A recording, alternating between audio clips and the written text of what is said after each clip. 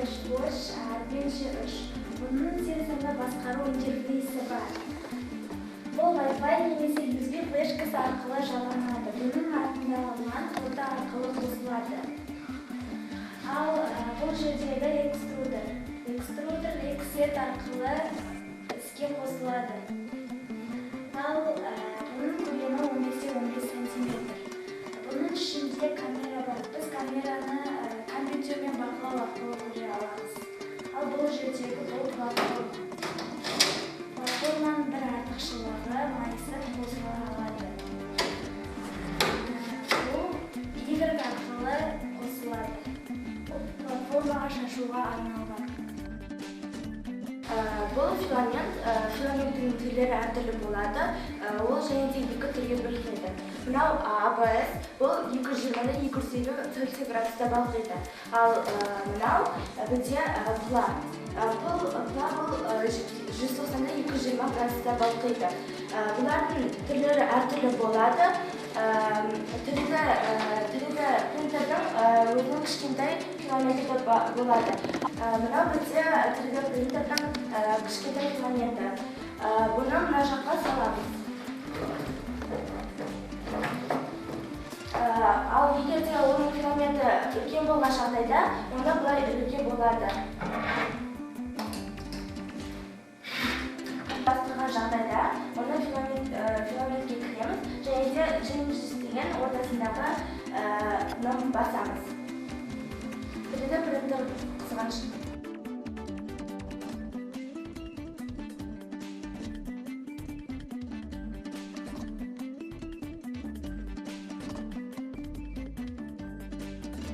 Филаментті тартып алғаннан кейін, ол трубадан барады да, экструдерден күлгін аққаннан кейін батырмасын ұжамыз. Біз 3-ті принтерді сатып алғаннан кейін, біз оны бақылауымыз керек. Ол үшін бізде жеке және автомат түрде бізді бақылауымыз керек. Can you hear me as I scream your name? Hello, hello.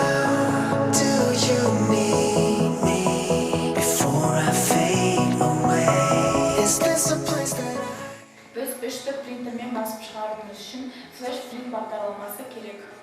Flash Print бағдарламасына кіргеннен кейін файл батырмасын басып, жүктеме бөліміне кіреміз.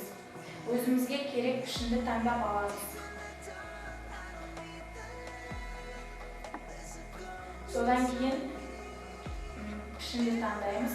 Көру батырмасын басып, оны оңынан, солынан көре аламыз. Қозғалту батырмасын бассақ, біз оны өзімізге керек қылып қозғалтып аламыз. Айналдыру батырмасын бассақ, бұл X, Y, Z бағытында қозғалады. Масштаб батырмасын бассақ, оны үлкейтіп немесе кішірейте аламыз. Егер пішін принтердің көлемінен артық болып кеткен жағдайда, біз оны қиямыз.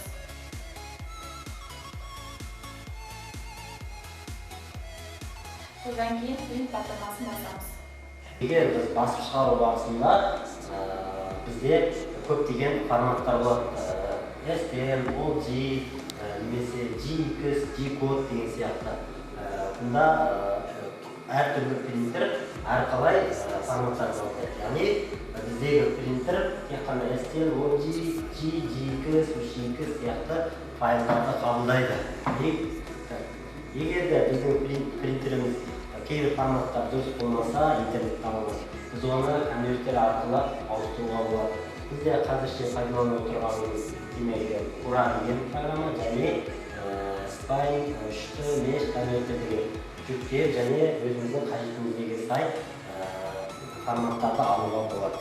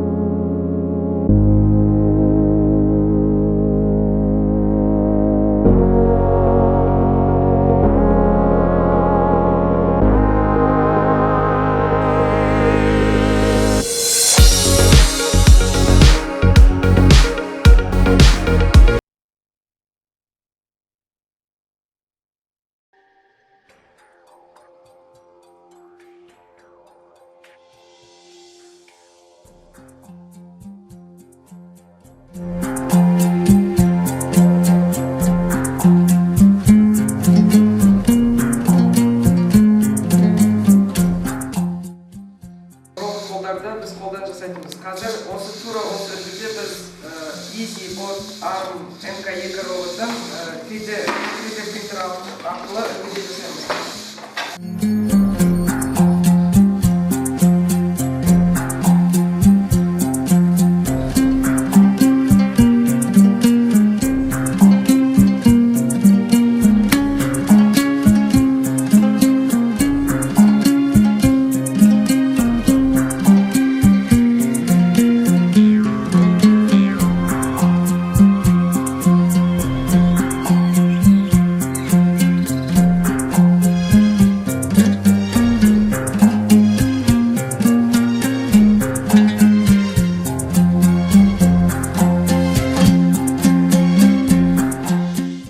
Принтердің артықшылығымен қоса кемшіліктер де бар.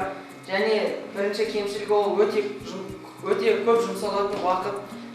Екінші кемшілігі ол кейбір пішіндердің модельдері дұрыс шықпай қалады. Біз кез келген интернеттен немесе ғаламтордан алған мәліметті өңдеу және де пайдалану барысында бізде лицензиялық келісім болу керек. Өйткені бұл басқалардың еңбегі. Free3D.com сайтында егер бір материалды алып жүктеп өзіміз пайдалану керек болса, ол жерде тек қана жеке пайдалануға арналған лицензиялық келісім айтылған. Яғни сатуға және коммерциялық тұрғыдан пайдалануға болмайтындығы ескертілген. Бұл 3D сканер XYZ 105.0, яғни осы сканер арқылы біз әртүрлі заттардың 3D моделін шығарып алуға болады. Ең алдымен бізге XYZ скан программасы керек, және бізге өзімізге керекті бір модельді таңдап аламыз. Мысалы, біз қазір адамның басын түрін сканерлейміз. Ең алдымен біз адамның түрін сканерлейміз. Осыдан соң ақырындап адамның басын барлығын ақырындап түсіреміз.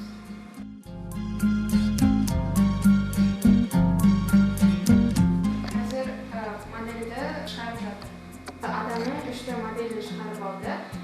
Және енді осы модельді біз керемет жерлерін қиып алуға, бояп алуға болады.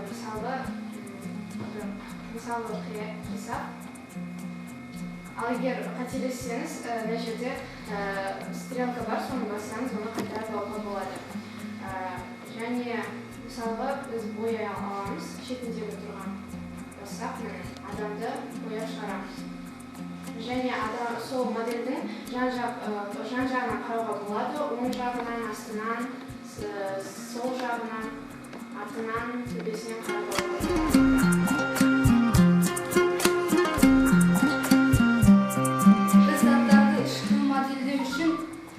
Max бағдарламасын пайдаланамыз. Біз ол үшін ең алдымен өзімізге керек пішінді таңдап аламыз. Алғаннан кейін тышқанның сол жақ батырмасы арқылы оның ауданын белгілейміз. Желдері болған соң жібергенде аудан болады, одан кейін биіктігін анықтаймыз. Анықтап болған соң мышқының сол жақ батырмасын басамыз. Және де мына жақтағы батырмалар арқылы оның биіктігін, енін, ұзындығын анықтасақ болады. Белгілесек болады. Мынау оның ені, ұзындығы, мынау ені, және мынау биіктігі. Осы батырма арқылы